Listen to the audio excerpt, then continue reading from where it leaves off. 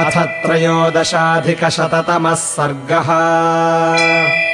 इति प्रतिसमादिष्टो हनूमान् मारुतात्मजः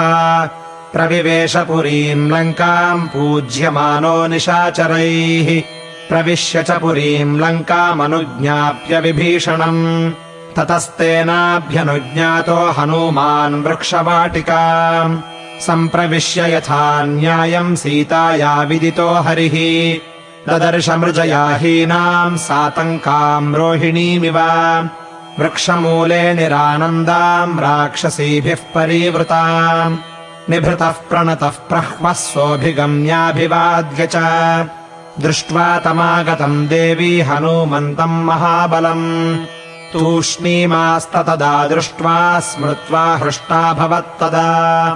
सौम्यम् तस्यामुखम् दृष्ट्वा हनूमान् प्लवगोत्तमः रामस्य वचनम् सर्वमाख्यातुमुपचक्रमे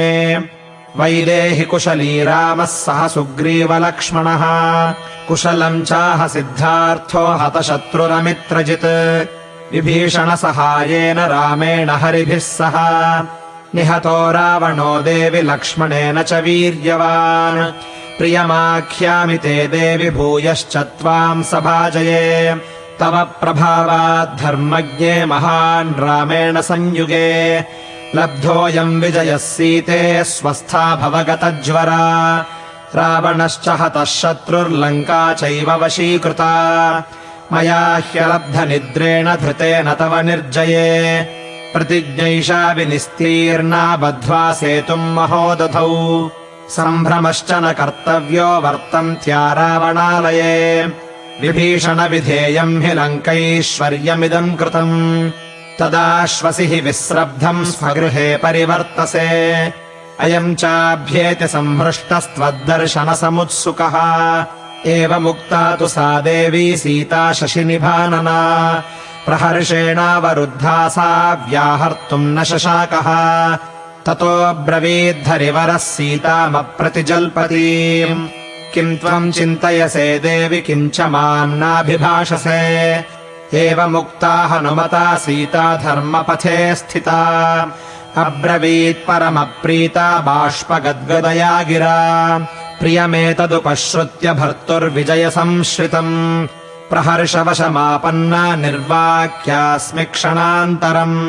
न हि पश्यामि सदृशम् चिन्तयन्ती प्लवङ्गमा आख्यानकस्य भवतो दातुम् प्रत्यभिनन्दनम् न हि पश्यामि तत्सौम्य पृथिव्यामपि वानरा सदृशम् यत्प्रियाख्याने तव दत्त्वा भवेत् सुखम् हिरण्यम् वा सुवर्णम् वा रत्नानि विविधानि च राज्यम् वा त्रिषु लोकेषु एतन्नार्हति भाषितम्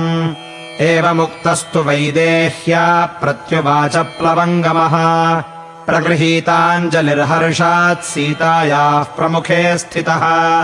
भर्तुः प्रियहिते युक्ते भर्तुर्विजयकाङ्क्षिणी स्निग्धमेवम् विधम् वाक्यम् त्वमेवार्हस्य निन्दिते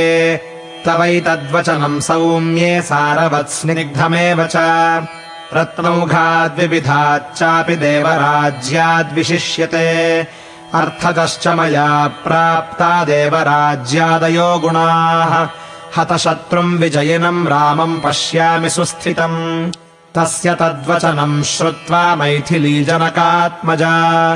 ततः शुभतरम् वाक्यमुवाच पवनात्मजम् अतिलक्षणसम्पन्नम् माधुर्यगुणभूषणम् बुद्ध्या ह्यष्टाङ्गया युक्तम् त्वमेवार्हसि भाषितुम् श्लाघनीयोऽनिलस्य त्वम् सुतः परमधार्मिकः बलम् शौर्यम् श्रुतम् सत्त्वम् विक्रमोदाक्ष्यमुत्तमम्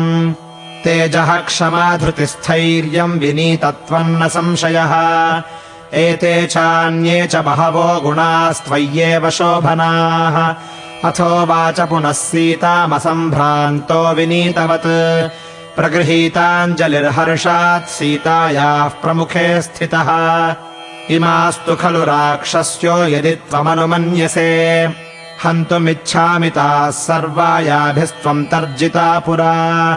क्लिश्यन्तीम् पतिदेवान् त्वामशोकवनिकाम् गताम्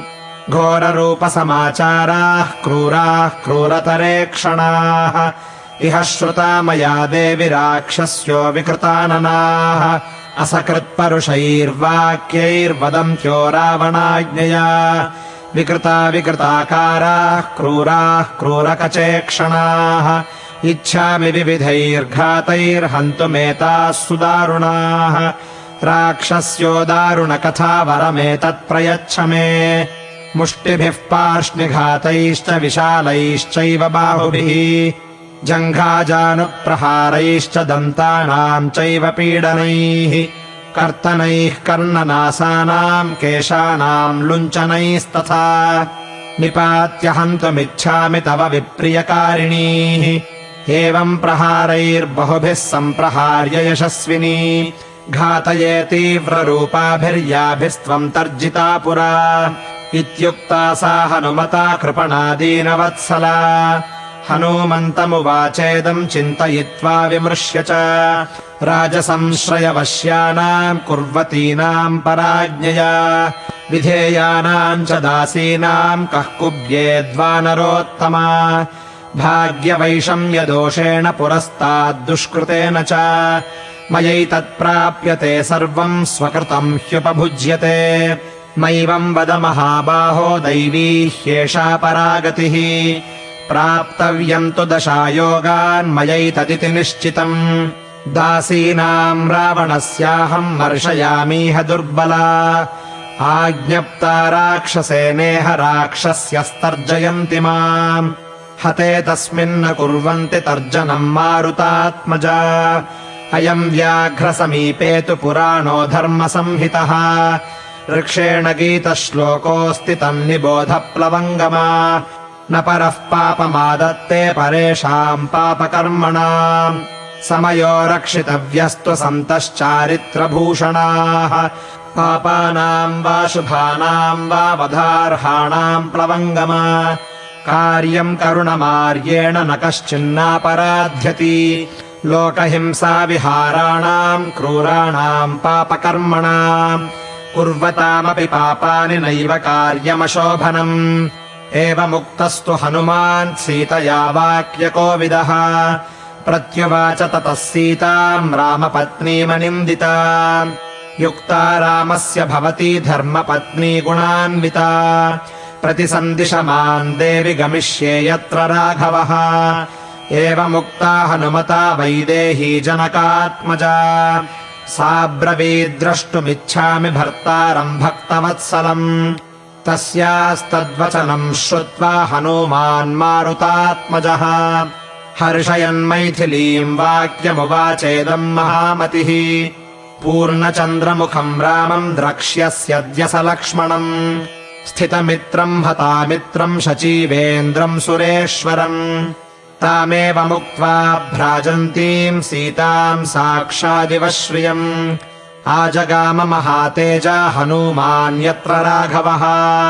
सपदि हरिवरस्ततो हनूमान् प्रतिवचनम् जनकेश्वरात्मजायाः